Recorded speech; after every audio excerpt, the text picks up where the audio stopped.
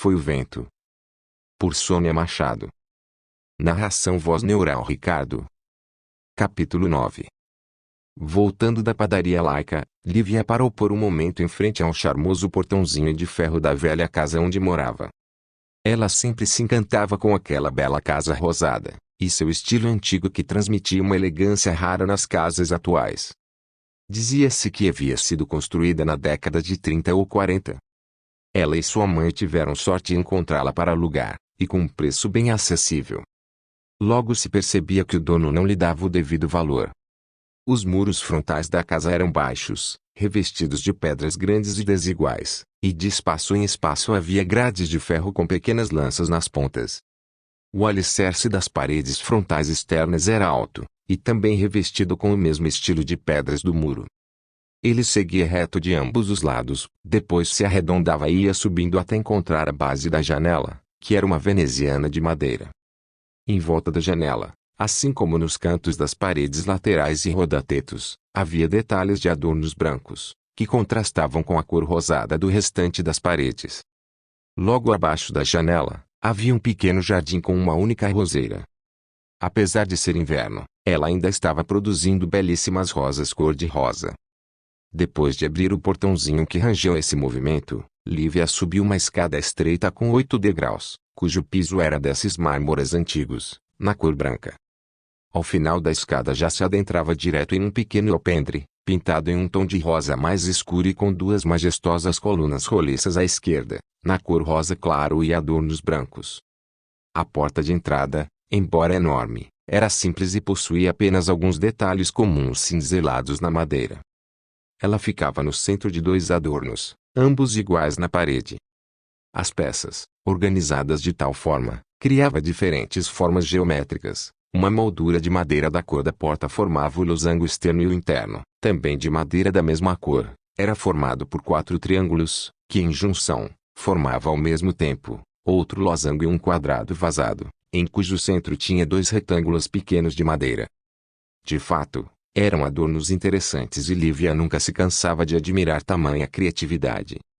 Lívia sequer imaginava que a história daquela casa tinha uma ligação muito forte com sua família. Ela não sabia, mas muitas vezes ficava tentando entender o porquê de tamanha atração que sentia por ela. Lívia morava ali há pouco tempo com sua mãe. Logo depois da morte de Miguel, seu pai, ela e a mãe tiveram que procurar um aluguel condizente com a real situação que viviam. Em um anúncio de uma imobiliária, descobriram a casa que estava dentro de seus padrões de orçamento, por ser uma casa já bem velha, embora conservada.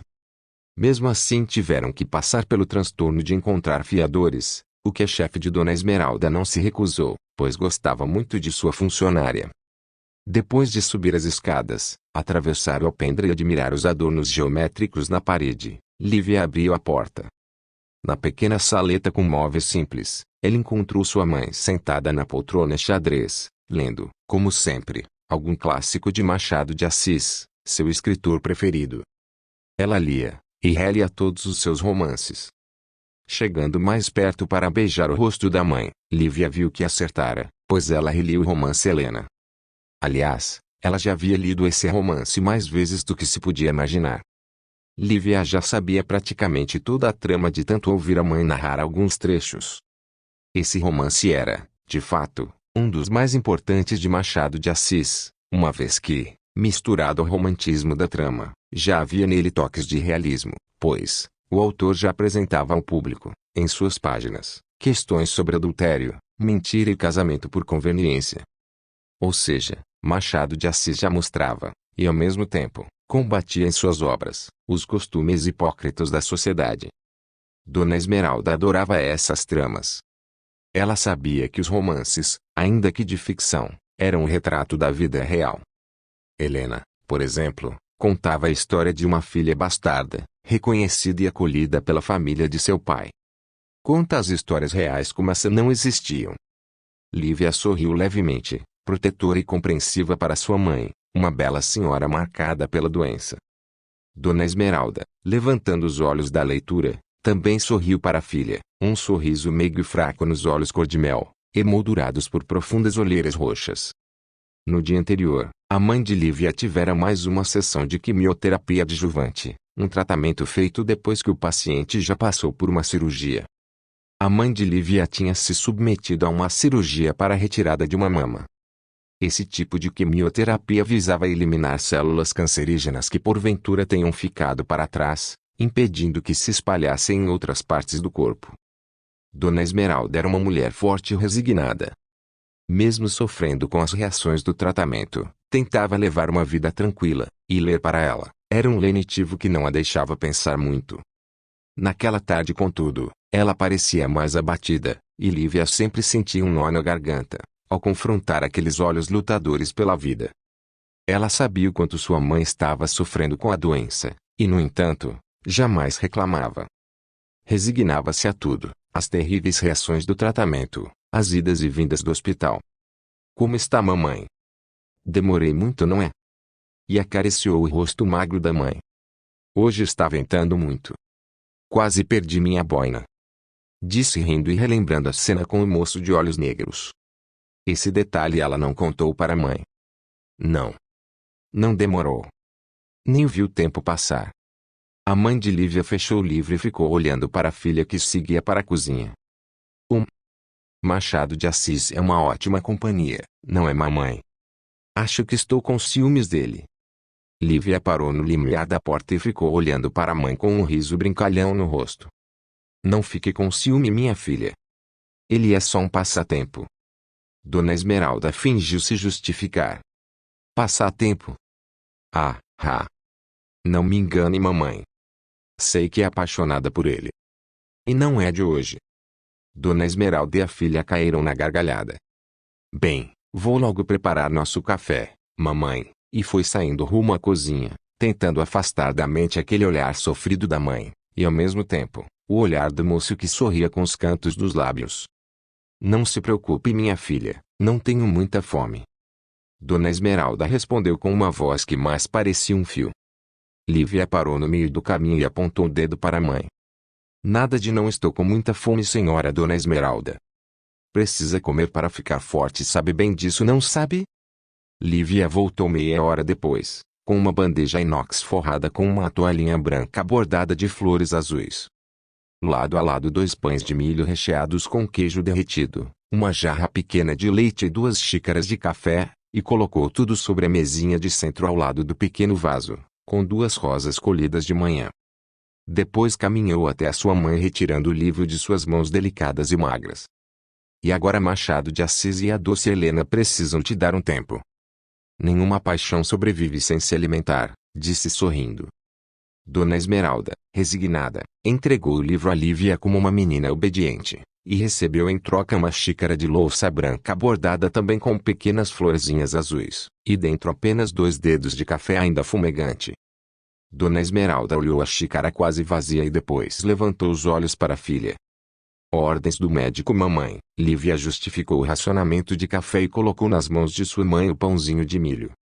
Dona Esmeralda então baixou os olhos e comeu lentamente como se fosse um pesado fardo. Depois do lanche, mãe e filha passaram mais 1 hora ali na saleta conversando meras coisas. Lívia sempre encontrava algum assunto banal que distraísse sua mãe, e assim ela se esquecia, às vezes, do café, de Machado de Assis, da doença e outras tantas coisas. O vento soprou mais forte e entrou pela janela aberta trazendo um friozinho. Mais uma de suas brincadeiras que, com certeza, teriam trazido mais folhas secas que ficariam ali encostadas no muro de pedra. Apressada, Lívia se levanta e vai ao quarto da mãe, voltando em seguida com o cardigan bege que tricotara há alguns dias e a faz vestir-se. Precisa se proteger mais nesses dias frios. Um resfriado a deixaria mais fraca, mamãe. E agora, que tal ir descansar um pouco? Já é hora de sua aula. Sua aluna deve estar chegando. Ouviu barulho no portão. Olhando pela janela, Lívia viu, além do balançar das árvores da rua, a sua aluna que já abriu o portãozinho e subiu os degraus da escada. Beijou a mãe e levou até o quarto para depois abrir a porta. Assim que recebeu a aluna, Lívia seguiu com ela para uma sala de estudos e trabalhos que havia montado em um dos quartos, com apenas uma mesa e 2 cadeiras que encontrara numa loja de móveis usados. Ela mesma fizera a restauração. Em uma das paredes havia também um pequeno estante com poucos livros e materiais de pintura. Depois Lívia caminhou até a janela e abriu. O vento bateu em seu rosto. O inverno começou bem frio. Lívia disse mais para si mesma do que para a aluna. E como venta? O que faremos hoje? Sua aluna foi logo abrindo uma pasta e retirando de lá papel, tinta e pincéis. Que tal pintarmos ao sabor do vento? Lívia falou com um sorriso no rosto. Ao sabor do vento. A aluna não estava entendendo. Sim. Ao sabor do vento.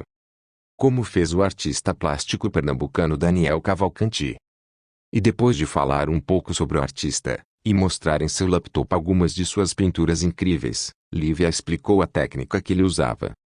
Daniel Cavalcanti colocava a tela numa superfície molhada, escolhia as tintas e as misturava com água e as deixava ao sabor do vento. A interferência do vento na superfície da tela é que ia criando as formas. Na verdade, quem pintava era o vento. O artista era o vento então. Daniel era apenas coadjuvante, a aluna retrucou sorrindo. Na verdade é o contrário.